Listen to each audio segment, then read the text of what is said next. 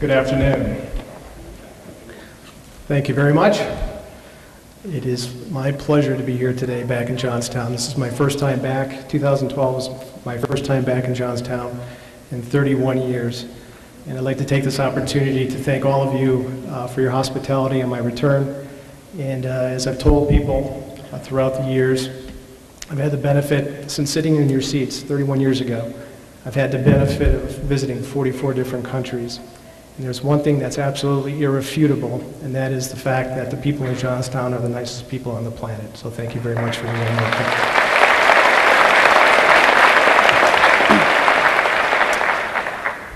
Bishop Barchuk, Diocesan Clergy, Board of Trustees, Principal Salem, Assistant Principal Gardell, distinguished faculty, parents, family, guests, and graduates. I thank you again for the opportunity to speak to the 2012 graduating class of Bishop McCort Catholic High School in Johnstown. And before we get started, I would like all the graduates to please stand. Ladies and gentlemen, your parents, your grandparents, your caretakers have endured enormous sacrifices to make this day possible for all of you. And what I'd like you to do as a small token of your appreciation is to give them a thunderous round of applause to thank them.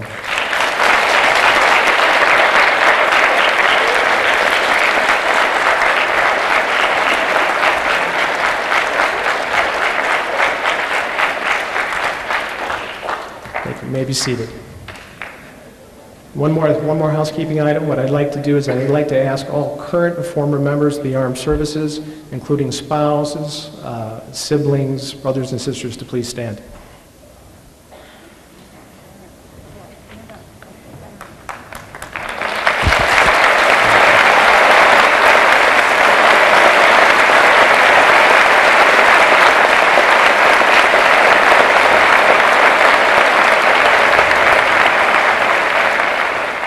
Ladies and gentlemen, these individuals, through their service and sacrifice, have made this country the greatest that ever was, the greatest that is, and the greatest that ever will be. So please give them another round of applause. Thank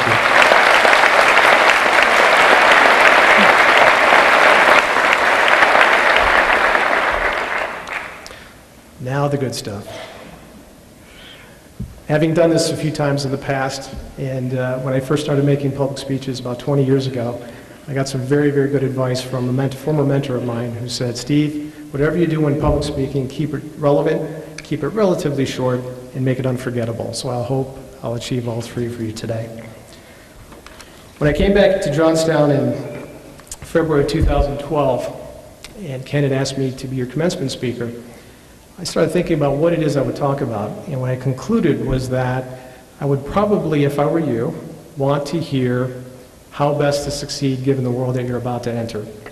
So what we're going to do today is we're going to focus on 10 things, 10 life lessons that I've learned that I think will be helpful for you as you go out in the world, and 10 life lessons to enable you to be a more productive person and live a happier life. So lesson number one, life lesson number one. Always remember that everything you do matters. It doesn't matter whether you live in Johnstown, it doesn't matter whether you live in Dubai, it doesn't matter whether you live in Los Angeles. Everything you do matters, and everything you do impacts somebody in some way, shape, or form. So given the opportunity, make it a positive impact. How you greet somebody in the morning, how you greet a bus driver, how you conduct yourself with your siblings, how you conduct yourself in a classroom. It matters, and it sets the tone for how other people conduct their day and how they treat people. And unfortunately, we now live in a society where everything we do is instantaneously zapped around the world. So be cognizant of what you do and where you do it, because chances are it's going to be posted somewhere on someone's Facebook page or tweeted or something like that. So be smart about it and do it the right way. More specifically, you are McCort graduates. People expect more, and they deserve more because you are. So show them what the best is all about whenever you're conducting yourself.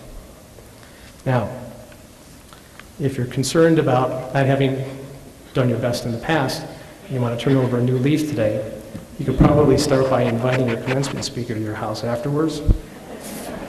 Feed him anything with tomato sauce and buttercream frosting, and you've got a friend for life. Body by Duncan Hines here. Life lesson number 2. And this is something to this day, I'm 49 years old, and this is something to this day never ceases to amaze me. Go out and do what you want to do in life. Don't do what other people want you to do. The person who loves what they do will never work a day in their life. And I'll give you a great example. I get up every single morning without an alarm clock at 4:45, and I've done so for 25 years. And the reason being is I love what I do. I can't wait to get started. So whatever it is that you decide to do in life, make sure you love it. And you know what? You're 18 years old. You're not going to know exactly what you want to do. What I would encourage you to do is go out and spend the next 2-3 years in college, experience as much as you can, and figure out what it is you like to do. And once you do it, pursue it 110%. You'll be much happier, and you'll be a much more productive member of society. Life lesson number 3. Never, ever stop learning. I say that because all too often when I give speeches or presentations, I get introduced as an expert. And it's a word that I hate because expert implies that you're finished. You've conquered all. You've learned everything there is to know about any particular topic. And it's not true. You never stop learning because the world constantly changes. So what I'd like to do is I'd like to introduce myself as a, quote, student of the market because I'm always learning something new because things are always changing. So always, always, always continue to learn. Don't stop. Don't think you know everything because the minute you do, you're going to fall behind. As part of that, don't ever go to bed at night feeling as though you didn't give 110% of yourself. And this is a particularly sensitive issue for me because if people ask me if I had any regrets in life, I really only have one. And that one was a period of my life, when I was your age, where I didn't give 110% of myself. There were a couple of years while I was here at McCort, that I knew I wasn't giving 110%, and I could have done better. And things turned out okay in the long run, but the problem is, between McCort and the long run, I had to work 3 times as hard to prove that I was worthy, when in fact I was more than capable of handling it all along. So don't ever, ever not give less than 110% of yourself. You know, you're chinsing yourself, you're chinsing everybody else around you. And the reason that's so important, particularly today, as opposed to when I was sitting in your seats in 1981, is in 1981, the United States was the leader of everything. Today, it's a much more competitive environment. And you're no longer competing with the kids from Westmont or Southmont or Bishop Guilfoyle. You're competing with the world. There are people around the world, every single country around the world, who want to be here, they want to be in the colleges that you're going to, and they want that seat. And I'll give you a great example. Unfortunately, my wife, Jennifer, and my daughter, Sydney, couldn't be here today. They send their regards. And the reason they couldn't be here today is because my daughter, Sydney's taking the SAT for the first time. And about 6 weeks ago, we visited, over the course of about a 3-week period, 19 different colleges. And at each one of these colleges, you've been through the drill. You have the information session, you have the tour. In each one of these information sessions, there were probably anywhere from 75 to 150 kids at each of these sessions. These were schools like Georgetown, Villanova, Boston College, Tufts, Lehigh, Bucknell. And in every one of those information sessions, as you know, they ask how many people are from the state, how many people are from the US, how many people from overseas. In every single one of those information sessions, more than half of the kids were from east of London. Half, more than half. Kids from Uzbekistan, kids from Lithuania, kids from Poland, kids from Germany, kids from Riyadh, Saudi Arabia, kids from Kuwait. They want to be here, and that's your competition. So give 110% of yourself. Don't be best in class in terms of Cambria County, be best in class, world class. That's what you should be striving for. In that vein, this is a little bit off track, but it's related. We've got the benefit of being able to hire very, very talented people coming out of undergraduate school. Typically, we hire from the Penns of the world, the Harvards of the world, the University of Chicago's, the Stanfords. One of the things I notice amongst all kids coming out of school today is that they don't read newspapers. If they want to read something, they read it online and they go directly to an article. And I have read 3 newspapers a day for the last 25 years, and it was one of the smartest things I've ever done. The reason being is because if you read a newspaper, you're forced to turn the page. You're forced to turn the page, you're forced to see what's on that page. And while you may intend to go see a specific article, you may come across other articles that are relevant, and by virtue of reading those articles, you get a much better context of what it is you're actually talking about. So I encourage you, I don't suggest you read 3 newspapers a day. I'm a freak, I acknowledge that. However, read a newspaper. Read a newspaper, read it once a day, and make sure that you, as you develop your intellectual base, do it on a broad basis. Life lesson number 4. It's okay to fail. You're saying, what are you talking about? Yes. What's okay is to try and try and try. And if you fail, it's going to happen. But what's not okay is to not try. And the reason I say that is because of all the countries I've traveled to, there is no country in the world that is more forgiving than the United States, and no country in the world who roots for the underdog, for the rebound, than the United States. And not only that, when you fail, you learn.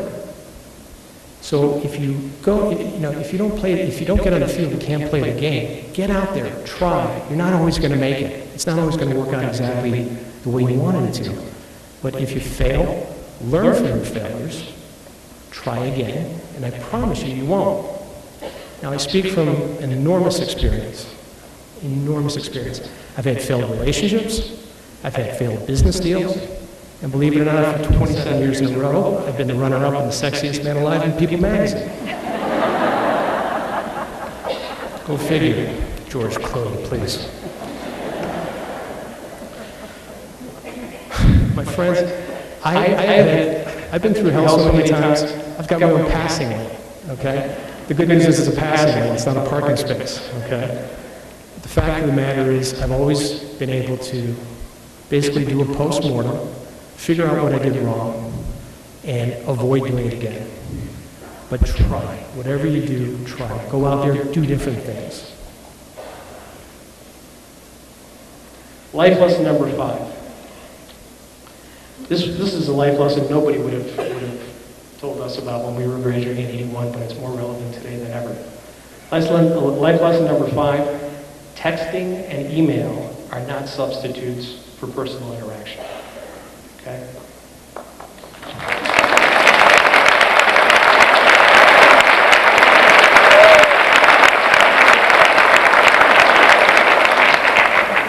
I will grant you, I never used a personal computer until I was a sophomore in college. Not because I didn't want to, because they hadn't been invented yet. I'm a fossil. The amount of computing power in a BlackBerry or an iPhone that you carry around today, the amount of computing power in that device exceeds by a factor of 3 the amount of computing power in a lunar module that landed on the moon back in the 60s. Think about that, okay? You can get anything, anywhere. However, it doesn't take the place of a conversation. And what I would suggest you do, I realize it's embedded in your day-to-day life, but turn off your BlackBerry, turn off your iPhone for an hour a day. Have a conversation with your parents, your grandparents, your caretakers, your siblings, your friends. There's nothing better than sitting face-to-face with somebody, being able to gauge their reaction immediately, for good or bad. Talk to people. Have conversations. Don't text each other from one room to the other room, please. It'll make you a better person, a more productive person, and you're going to lead a happier life, I promise you. Life lesson number 6. Don't be an island. Have a broad and diverse group of friends. Within your school, outside of your school, within your company, outside of your company, wherever you go to work.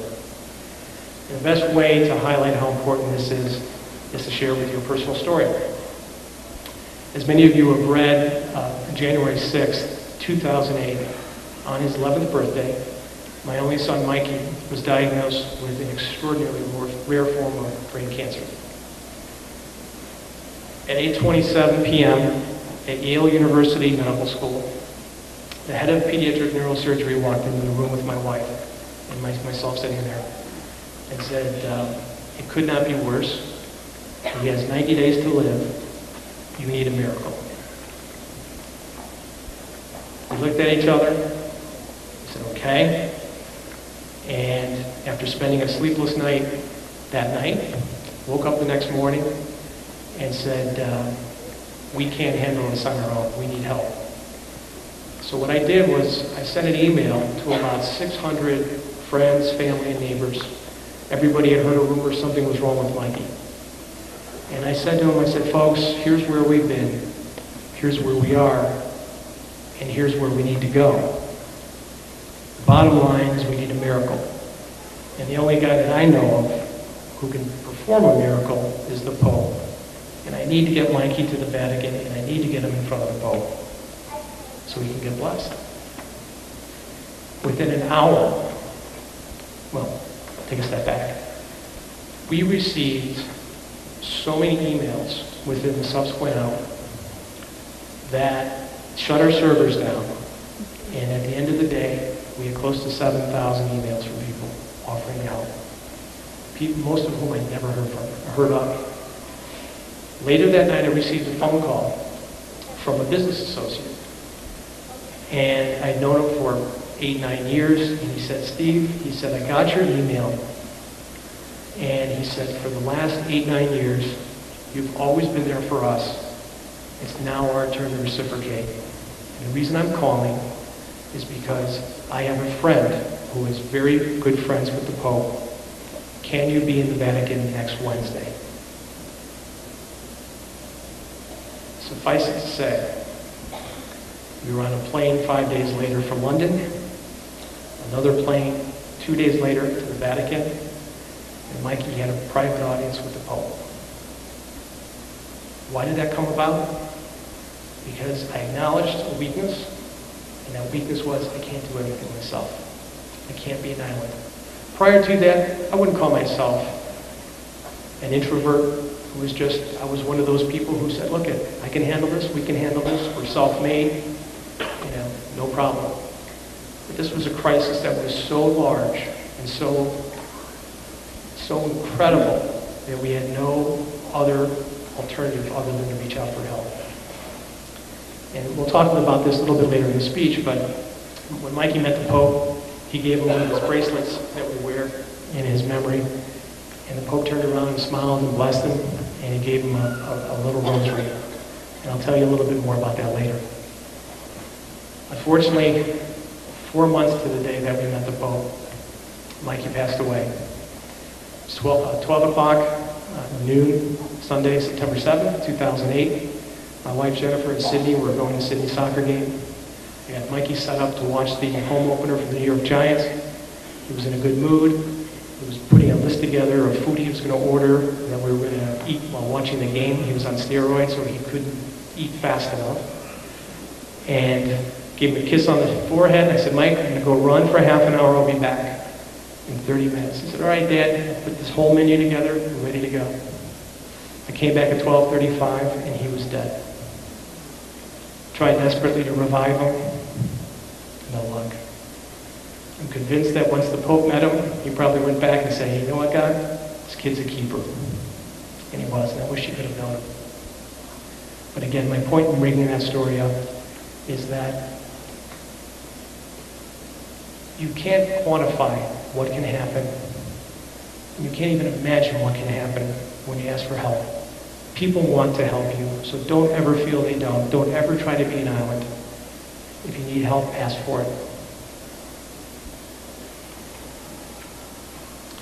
Life lesson number 7. In the wake of number 6, every tragedy has a silver lining. Those of you on the faculty and staff of Bishop McCort who were privy to the daily updates and the weekly updates that we were sending out while Mikey was sick know that one of our philosophies, my wife and my philosophy, is to always try to find a silver lining in everything. Life happens. a lot of stuff happens, a lot of good stuff happens to bad people for reasons that are absolutely inconceivable and inexplicable. But you know what? You've got to do something. You can't just let it happen. You've got to try to make something good out of it.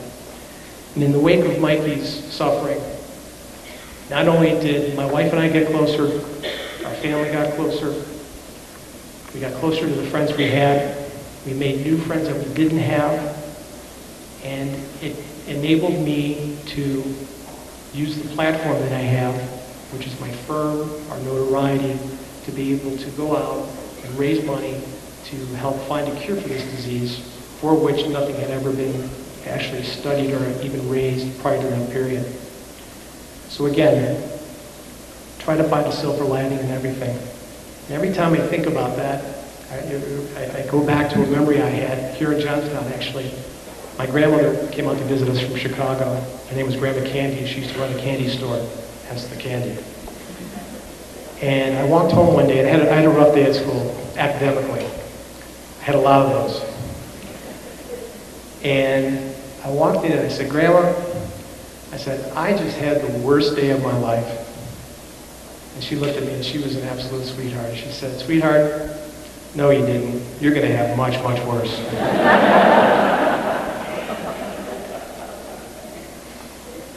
And she was right. But always try to find the silver lining. Life lesson number 8. Expect nothing. By virtue of being an American, you're entitled to life, liberty, and the pursuit of happiness. Make your own future. Don't wait for it to come to you or wait for it to happen. Take it from somebody who has no business being where I am today. If you look at my legacy, if you look at my lineage, my grandparents, the most educated grandparent I had, went to 3rd grade. They were bartenders, housekeepers, factory workers.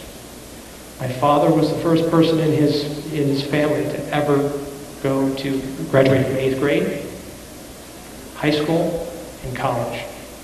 I'm the first person in my family to ever graduate from graduate school. It's the American dream. It's the American way. And the reason it happened is because my grandparents, my parents, and me as a parent did everything they could to put our kids in the best position possible to succeed. Make your future. Don't wait for it to happen. There is absolutely nothing better than being able to accomplish something that someone else either failed at doing or that someone told you you couldn't do. And please, take it from someone who heard that for the better part of his life. You can do anything you put your mind to. That's just not cliche. Life lesson number 9. If you like to get married, marry your best friend. As I mentioned earlier, I'm 49 years old now. And last week, my wife and I were having dinner, and part of the conversation was focused on a couple of friends of ours who were getting divorced. And for whatever reason, I said to her, you know, it seems like a lot of people have gotten divorced lately. And we basically just took out a piece of paper and pencil and wrote down all the people that we knew that were either recently divorced or in the process of. It was 19. We've only lived in this town for 10 years, and we know 19 couples that are already getting divorced. And when I know all these people, I love all of them, they're great friends, they're good people, but when you ask them, why is it? What happened? Why isn't it working? All 19 said to me, Steve, at the end of the day, I married for money, or I married for looks, or both. What I've realized is I never married my best friend. So word to the wise, marry your best friend. You'll be a more productive person, a much happier person, you'll lead a much happier life. And if you get married, always remember that children are not entitlements, children are gifts. No one understands that better than me. And if you have children, do me a favor. First of all, put them in the best position you possibly can to survive and to excel. Second, don't ever do anything to them that would embarrass them. And third, be their hero. When we had kids, my daughter, as I mentioned, is 16, she'll be 17 in August. My son would have been 15. And as they were growing up, I missed an enormous amount of their childhood because I was always traveling. Ostensibly doing the right thing, providing for my family. And I always wondered, and this would usually happen on airplanes because that's where nobody bothers you, there's no email, and you have a lot of time to think. And at some point, I always ran out of work to do. But I always wondered, how am I doing? How are we doing as parents? And I kept thinking to myself, I'm never really going to know till the kids go to college, till they get married, how we did. And then Mikey got sick, and he wrote me the following poem for Father's Day, June 15th, 2008. I'd like to share this with you. It's entitled, My Hero. My hero has been coaching my baseball team for 5 years. My hero brought love and kindness into our family. My hero always respects people very much. My hero works very hard and is very smart. My hero is an amazing person with a great personality. He is very caring, and he's a gentleman. Who's my hero? My hero is my dad. Happy Father's Day, Dad. Love, Mikey.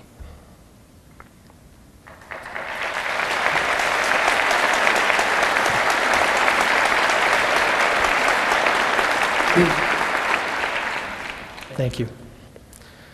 He's been gone 1,363 days, but who's counting? I do wish you had the chance to meet him. But my point is, you've got so much going for you. You're all attractive, you're hardworking, you've got incredible skill sets that didn't even exist when we were your age. You're extremely intelligent. There is nobody in the world that you can't do better than and you can't beat if you put your mind to it. And keep it simple, keep it focused, your family and your faith. And I promise you, you're going to be very, very happy in the long run. Speaking of gifts, I'd be remiss if I didn't mention the following. Whenever somebody invites us to their home, we always bring a gift. You were kind enough to invite me back to what I consider home. And my wife Jennifer and I have a gift for each of you graduates. You'll notice on the table there's a set of blue boxes. And in those blue boxes you're going to find 3 items.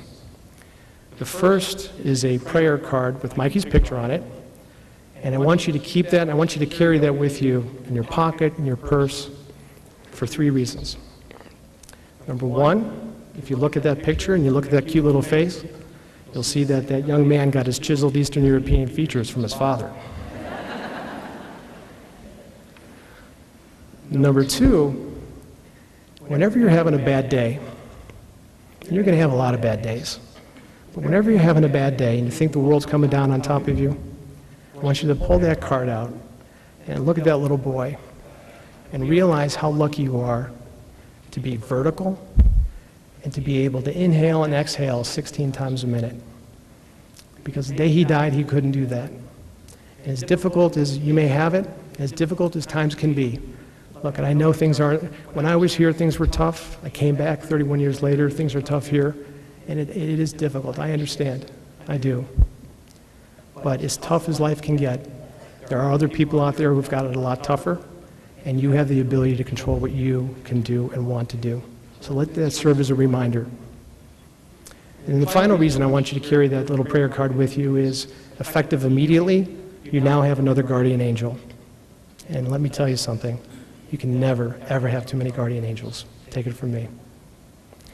The second item in that box, in that gift box, is a rosary. Now, you recall earlier in the speech, I mentioned the fact that when we met with the Pope, Mikey gave him one of his wristbands, and the Pope gave him one of his rosaries. And I was in London 2 weeks ago, knowing I was about to be coming to Johnstown to deliver this address. So I called that friend who arranged our visit with the Pope, and I said, "Friend, I've got another favor to ask." And he goes, Steve, that was a once in a lifetime, I can't. I said, no, no, no, no, no, no. I said, no, no, no, no. I said, easier than that. I said, would you do me a favor?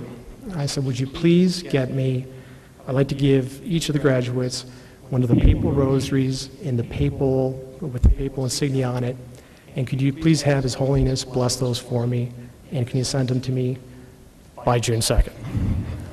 He's like, anything else? So long story short, Sunday evening, a courier arrived at my house, and lo and behold, there were 106 rosaries from the Vatican blessed by Pope Benedict a week ago Wednesday. So each of you is going to get one of those as part of the gift box. Keep it with you. Not that I want you to say the rosary every day, although that would be a good idea, but let it serve as a means of keeping you closer to God. Because the closer to God you are, the better off you're going to be. And the third and final item in the gift box is from my wife and myself. You guys have done a wonderful job under extraordinary circumstances. We're all very, very proud of you, your parents, your grandparents, your spouses, or excuse me, your siblings and your caretakers. Boy, that was a bad slip, huh? That was supposed to be in the Westmont High School.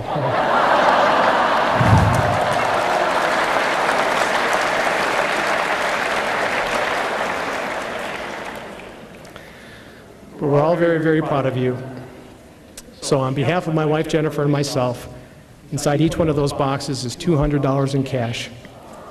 Congratulations.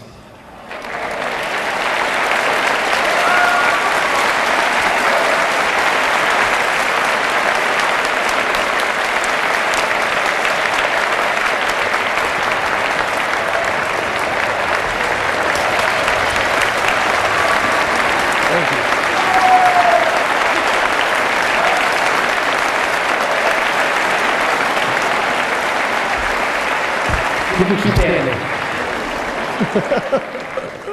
So please. Thank you. Thank you very much. Now, for those of you who have anal retentive tendencies like myself and are keeping track of how many life lessons I've gone through already, you'll take note that we're on number 9. We've got one more to go. Life lesson number 10. This could potentially be the most important.